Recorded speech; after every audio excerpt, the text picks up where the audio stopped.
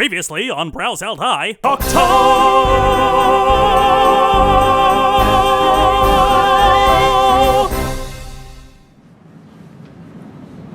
Well, the Disney version had good directors too. Directors? Plural? So it was filmmaking by committee? Everyone knows two directors makes it twice as good. Fine. What else did they do? Disney's Hunchback of Notre Dame. Ugh. And Atlantis The Lost Empire. Ugh. And a short cartoon that used to play at Epcot right before an animatronic show about a little guy named Buzzy who controlled the brain of a 12-year-old. It closed in 2006. No one plots like Gary Trousdale and Kirk Wise. No one can... Never mind. Quite the oeuvre. Quit speaking French. Look. First of all, multiple directors is the norm in animation. They're not just pointing a camera at actors. They have to painstakingly create the movie frame by frame. That means more material needs to be approved, and there aren't enough hours in a day for one person to approve it all.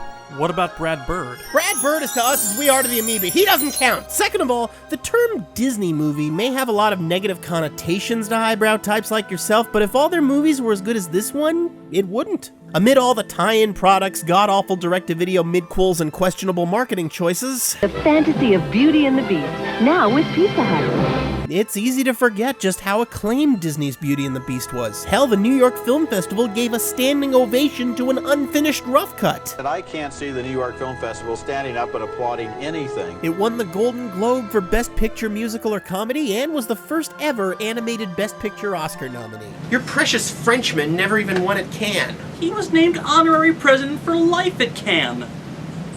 Posthumously. So they named his corpse president for life. How meaningful. I just don't understand why you're not giving the Cocteau version enough credit. Without it, the Disney version wouldn't exist the way it does. I order you to elaborate. First, the Beast's appearance. Yes, the medium of animation allowed for Disney to be wilder with their designs for the Beast, but in general, he still has a very feline demeanor.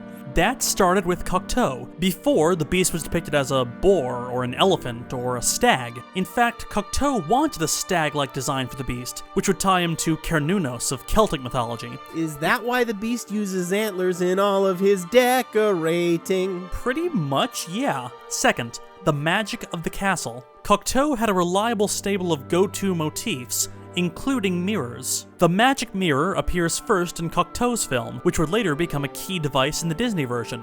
Also, in the original fairy tale, the castle has no servants. Food magically appears before its guests, the beds are self-made, the rooms self-cleaning. It was Cocteau who made those invisible servants visible. Ce sont des mains invisibles qui me servent.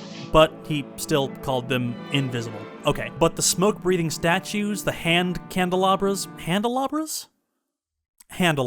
all Cocteau's idea. Disney then took that idea and had them sing and dance, cause, well, it's more fun to get your picture with characters that have a face.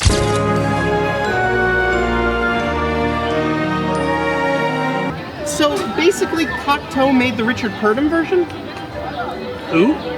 Richard Purdom, British animator and original director Disney hired. In Purdom's take on the tale, there were no songs, the enchanted objects didn't talk, Gaston was an aristocratic fop, and in place of Cocteau's shrewish sisters, Belle had a shrewish aunt, who bore more than a passing resemblance to Cinderella's shrewish evil stepmother. Disney chairman Jeffrey Katzenberg didn't think it worked at all, so enter Little Mermaid songwriters Howard Ashman and Alan Menken, and the rest is history. Again, and let's all just assume that time is linear and things that happen after other things happen after other things. Shouldn't you be saying that Richard Purdom was trying to be like Cocteau's film? Things happen in the order I perceive them! And maybe Katzenberg hated that version for a reason. Frankly, I think Disney's existent version gives the story even more depth. In Cocteau's film, Belle's antagonist sisters have a lesser impact because everyone knows they're antagonists. Le diable vous éclabousse et vous couvre de crottes.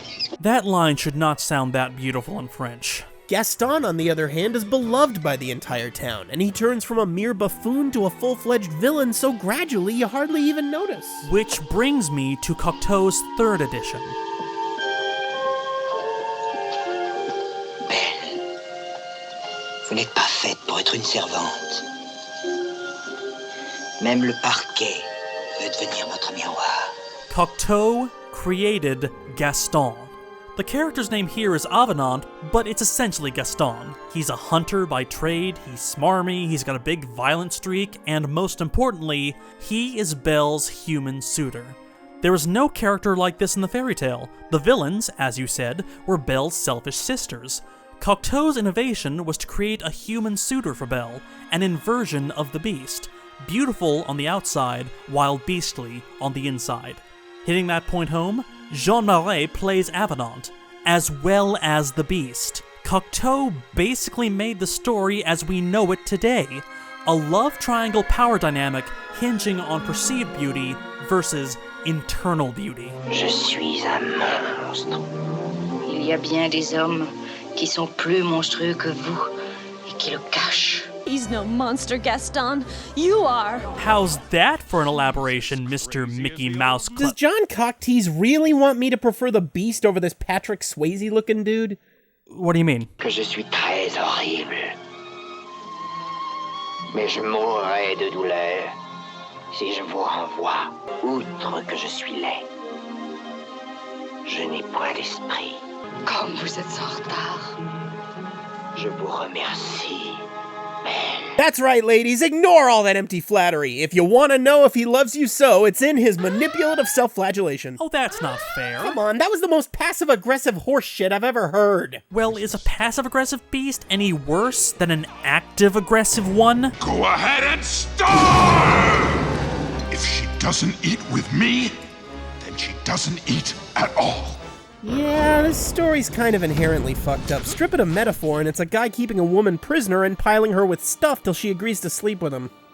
Well, when you're right, you're right. It's not impossible to tell the story without somewhat glorifying abusive relationships, but neither is it easy. So tell me, how does this little story about a young woman who falls for a caring yet emotionally distant, mysterious man while fending off the advances of a more familiar, more dangerous, and more macho suitor, and at the same time harboring affection for both men's more monstrous sides? Oh, dear God. Oh, crap, you figured it out.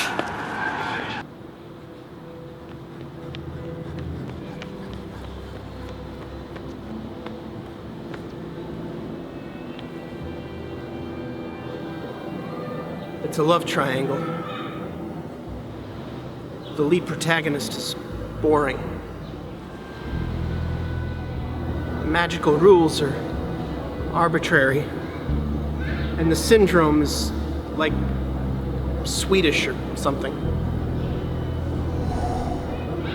How old is this tale?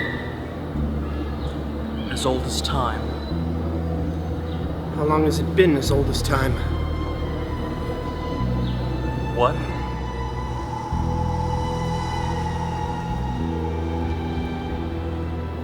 I know what this is. Then say it. Out loud.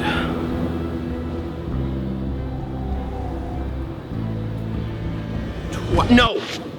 Every time I say that word without following it with zone, somewhere a real vampire dies of cardiac arrest. Then don't say it. Now let's just brush this all aside and go back to... He eats live deer too? Oh god, he is Edward! I can't unsee it! You gotta try. Try to unsee it. Okay, just let me look at the screen again. He's sparkling! He's sparkling! Calm down, Matt! We can get through this. We can get through this. He's just a little shiny. Sparkling. He's just a little shiny. We can get through this. Here's why it's not a big deal. Howard Ashman called it a tale as old as time because the idea of a beauty falling for a beast is as old as time.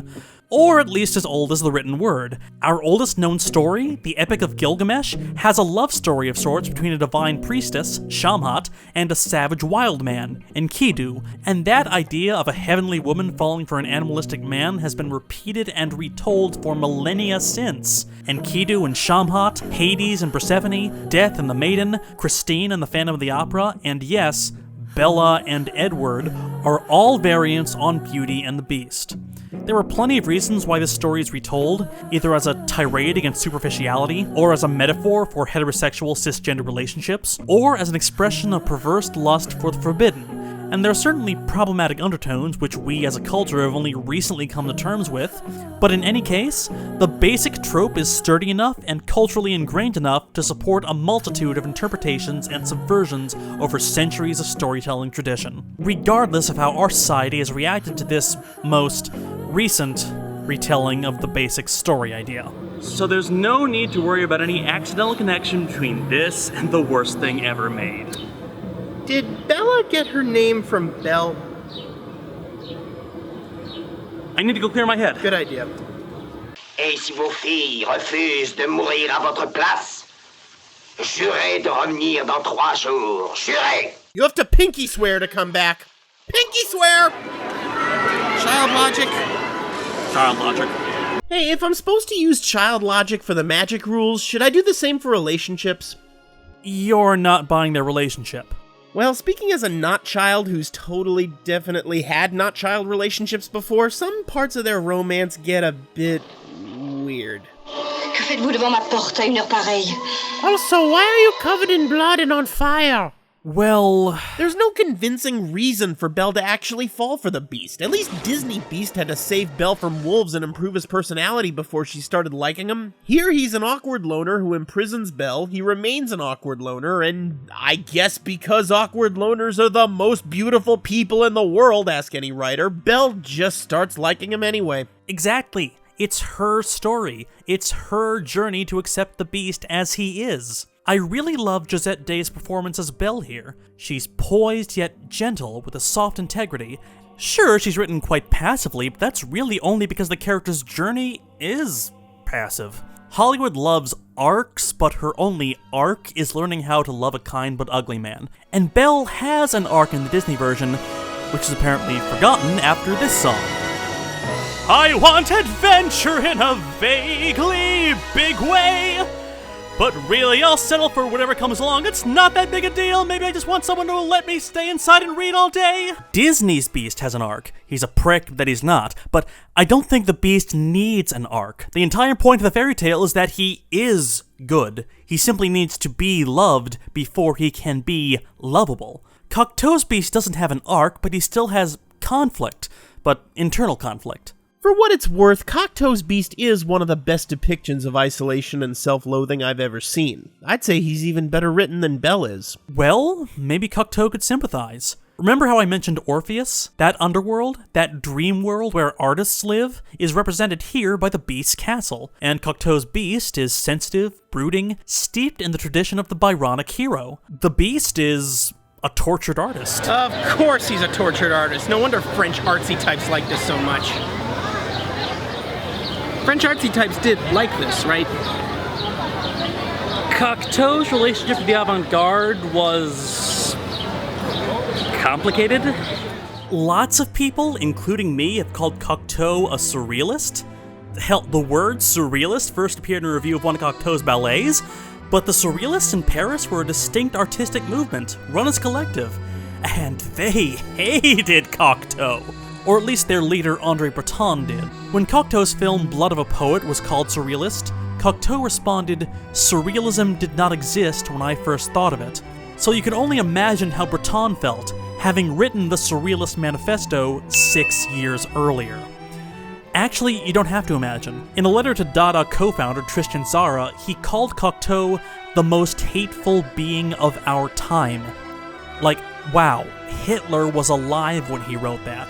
Breton had plenty of reasons for hating Cocteau. One of those being that Breton was a despicable homophobic bigot, and Cocteau, well, let's just say there's a reason this shot is in the movie. But Breton also accused Cocteau of taking what he learned from the Dadists and the Surrealists and distilling them into a more traditional form. And he was kind of right. Sure, Blood of a Poet is pretty strange and directly influenced the likes of underground mavericks like Kenneth Anger, but look at it in context. It was made in an art scene that included Man Ray, Louis Buñuel, and Salvador Dali. Sure, a man with a mouth on his hand is weird, but people a few theaters over could see a man slicing a woman's eyeball in half! Cocteau drew from old myths, old fairy tales, even old styles of filmmaking.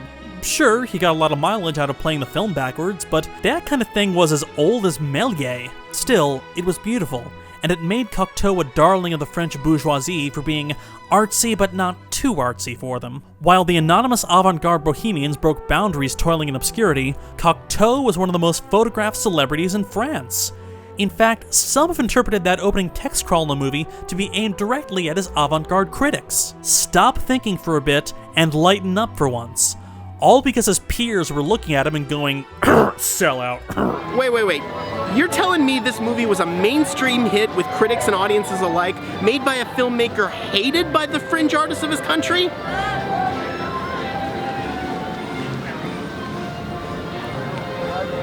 Maybe? Aha! I knew this wasn't as haughty as you wanted it to be. Well, if the two films are so similar, why do you automatically prefer the French...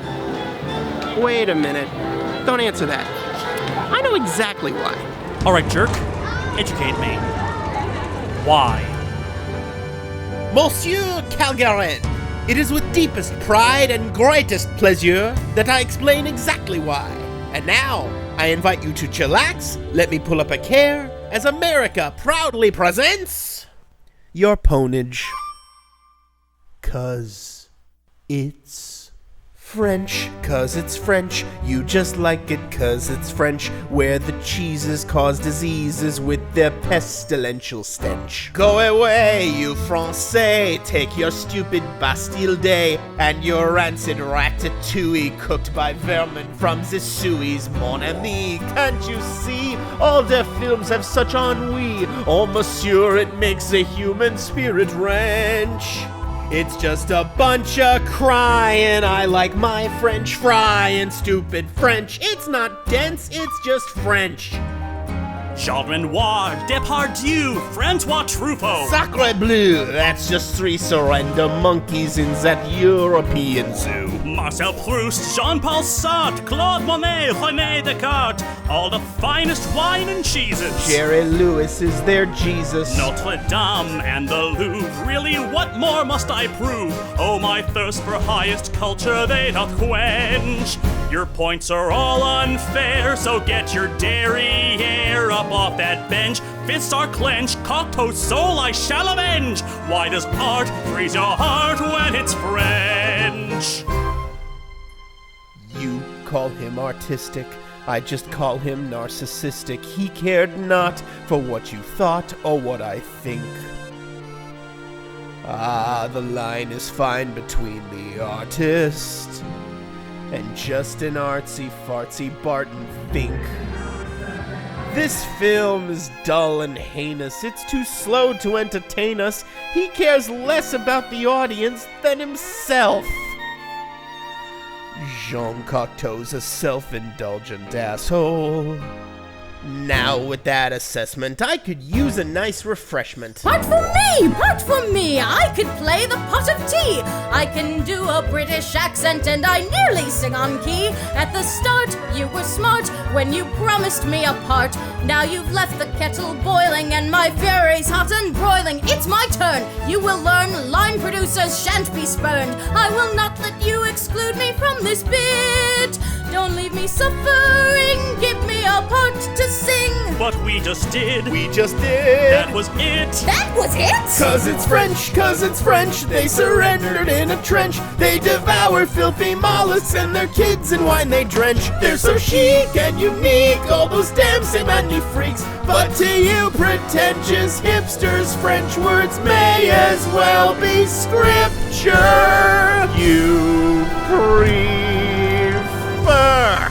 talking frogs to American pig dogs, or a teapot with the voice of Judi Dench. That's Angela Lansbury. But that don't rhyme very well with French. Oh, so French, freaking French. You love so French.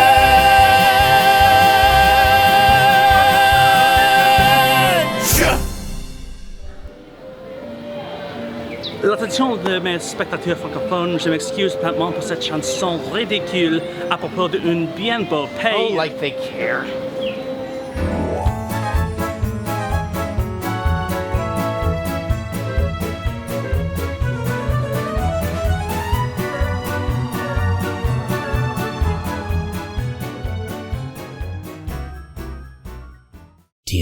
my new smoking jacket.